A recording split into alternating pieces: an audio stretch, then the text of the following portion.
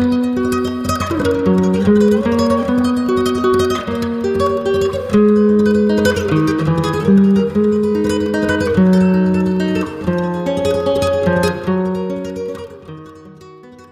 number you are trying to call is currently not reachable. Please try again later. The number you are trying to call is currently not.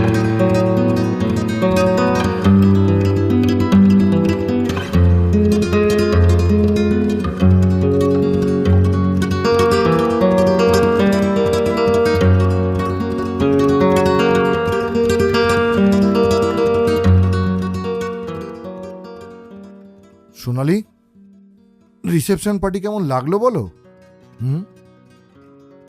কি হলো, কিছু বলছো না যে?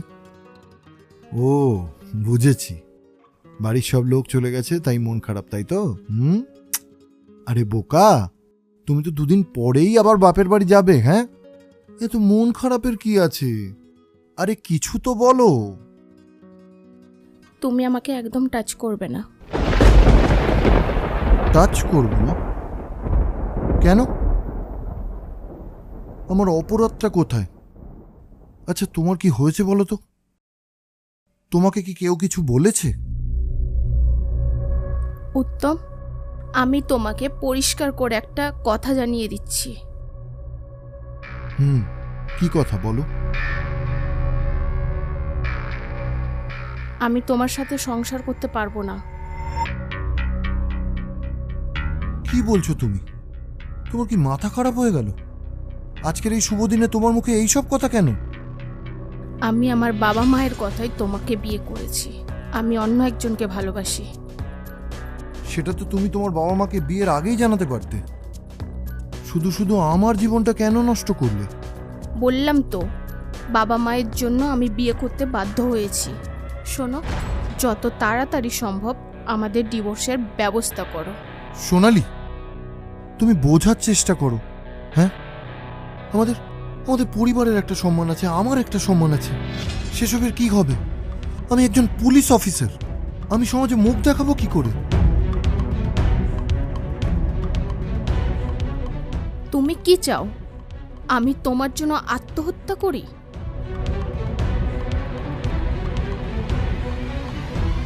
আমি তোমাকে একটা কথা পরিষ্কার জানিয়ে দিচ্ছি, যতদিন না আমাদের ডিভোর্স হচ্ছে তুমি আমার কাছে আসার চেষ্টাটাও করবে না।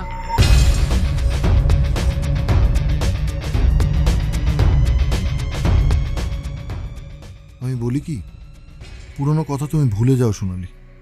চলো না আমরা নতুন করে জীবন শুরু করি। সেটা সম্ভব নয়। আমি যাকে ভালোবাসি তার নাম রাহুল, একটা বড় আইটি কোম্পানির ম্যানেজিং ডিরেক্টর। আর মাস দুয়েকের মধ্যেই রাশিয়া চলে যাবে, আমিও তার সাথে চলে যাব। কি বলছো তুমি সোনালি?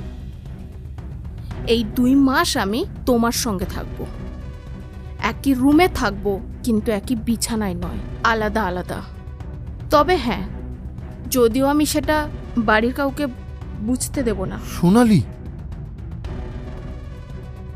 আর এই সময়ের মধ্যে আমাদের ডিভোর্স পেপারটা তুমি রেডি করে ফেলবে। সোনালি, সোনালি, আমার জীবনটা এইভাবে নষ্ট করে দিও না সোনালি। আমি তোমায় অনুরোধ করছি সোনালি, দরকার হলে আমি রাহুলের সাথে কথা বলবো।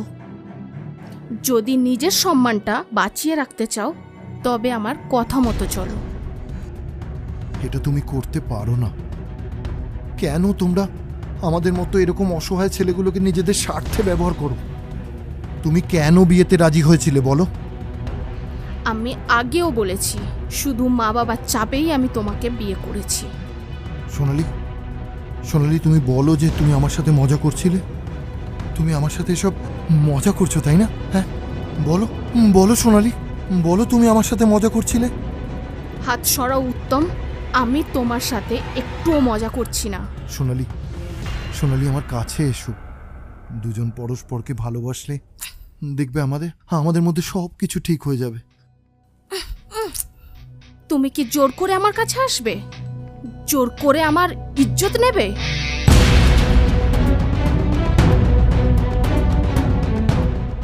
স্বামী স্ত্রীর কাছে আসাটা কি জোর করা হয়? কারোর ইচ্ছার বিরুদ্ধে তাকে জোর করে কাছে পাওয়াকে ইজ্জত নেওয়া বলে। পুলিশে চাকরি করো অথচ এটা জানো না? কিন্তু আমরা তো স্বামী স্ত্রী। আমি একজনের বাগদত্তা, তারপরেও তুমি কেন জোর করে আমার কাছে আসতে চাইছো? সোনালি, আমি বলি কি, আজ রাতটা আমরা দুজন দুজনকে একটু সময় দিই, একটু ভালোবাসা দিই। দেখবে তুমি তোমার ভুলটা ঠিক বুঝতে পারছো।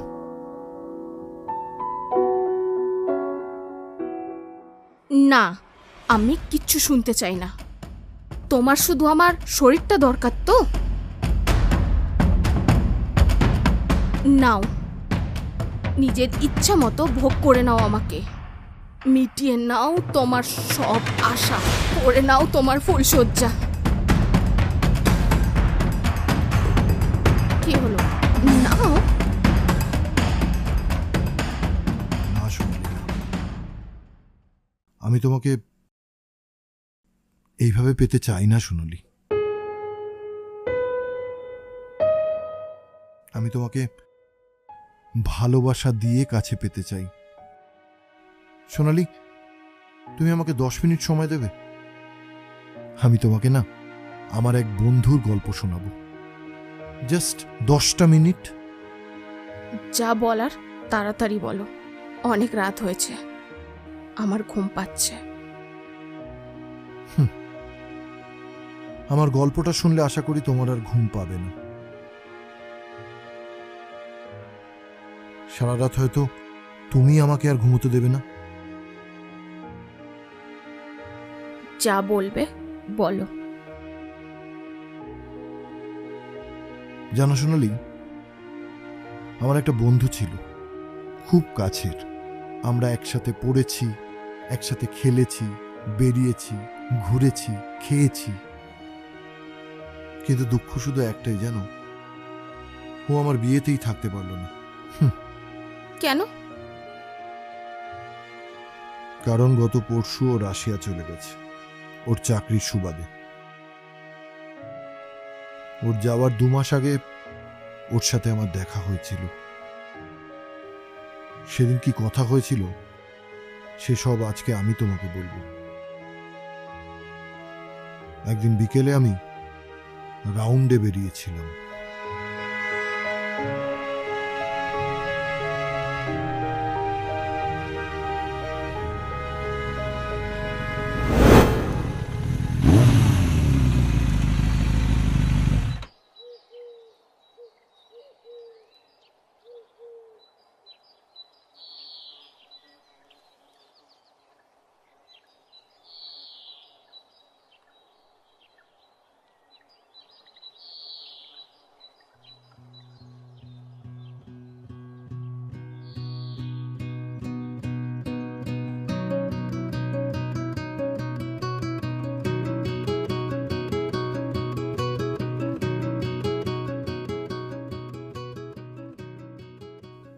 বিয়েটা আজ যখন ফাইনাল হয়ে গেল, সবার আগে রাহুলকে ফোন করে জানাতে হবে।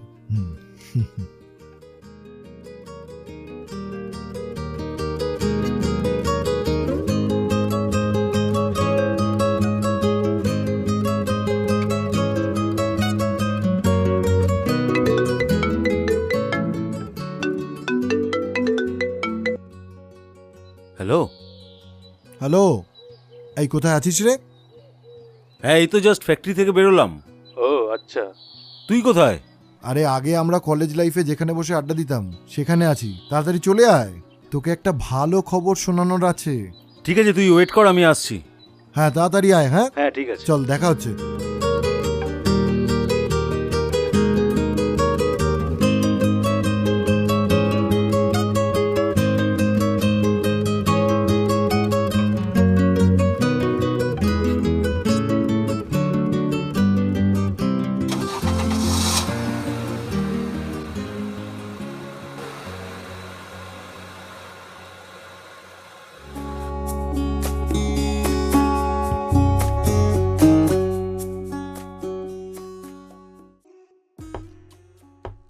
বুঝলি, আজকে আমার বিয়ের পাকা কথা হয়ে গেল, আচ্ছা, ডেটটাও ফাইনাল হয়ে গেল।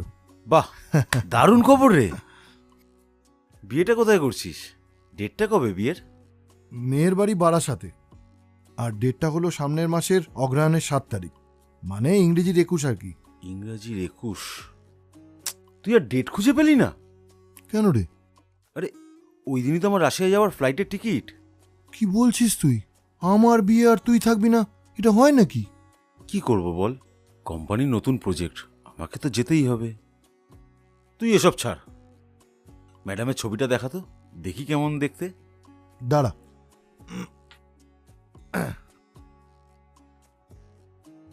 এই দেখ।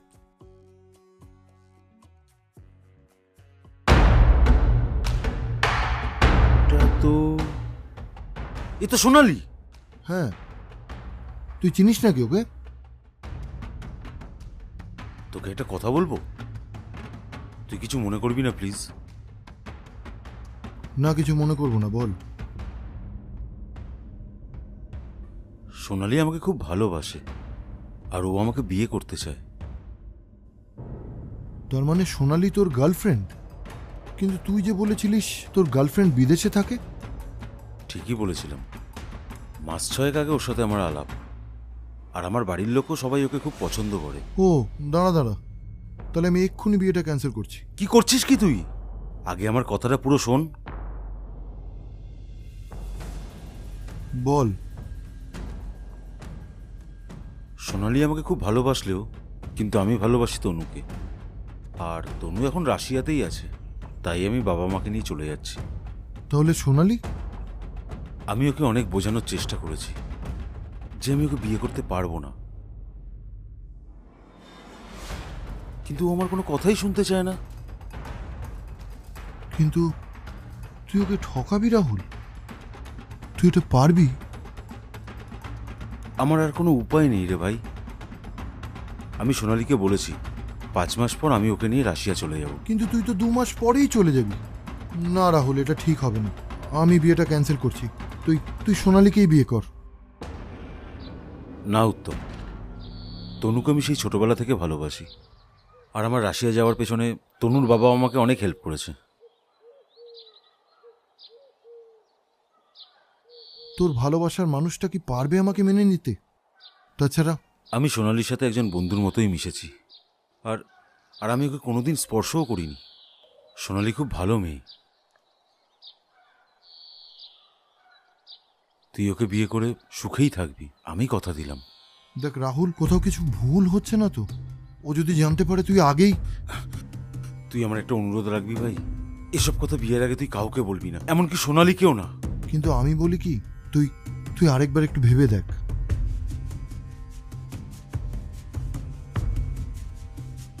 আমি সবকিছু ভেবেই করেছি, আর আমি বাড়িতেও সেটা সব জানিয়েছি। যাবার সময় আমি আমার সিমটাও ফেলে দিয়ে যাব। কোনোদিনও আমার সাথে কেউ যোগাযোগ করতে পারবে না।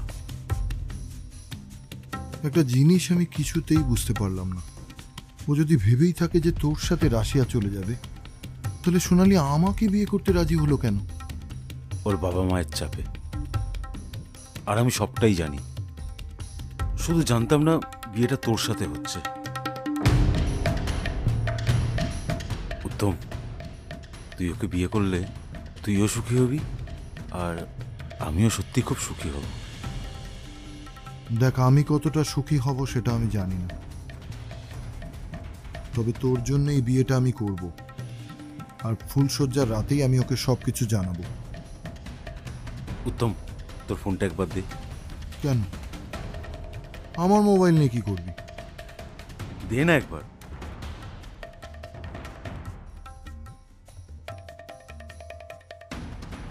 আমি সোনালির জন্য কিছু কথা রেকর্ড করছি এখানে, আর তুই সেটা ওকে শোনাবি। আশা করি এরপর ও সব বুঝতে পারবে, আর এটা আমাদের 3 জনের জীবনের জন্য খুব জরুরি।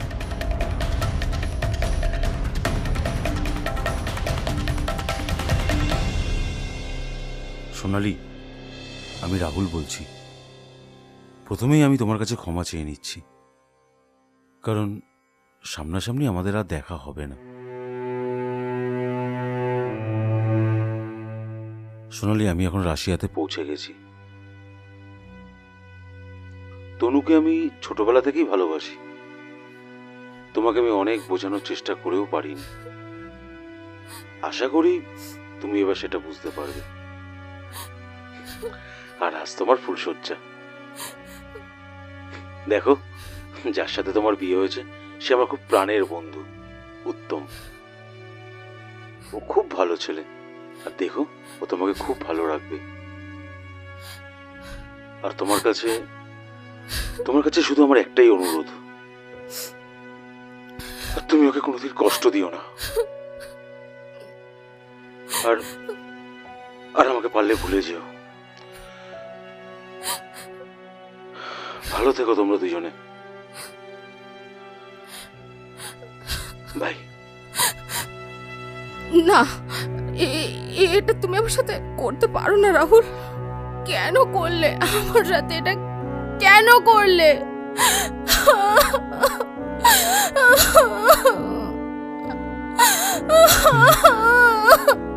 সোনালি চুপ করো। সোনালি, বাড়ির সবাই শুনতে পাচ্ছে। সোনালি, সোনালি চুপ করো। ওঠো, ওঠো সোনালি, ওঠো, ওঠো, ওঠো।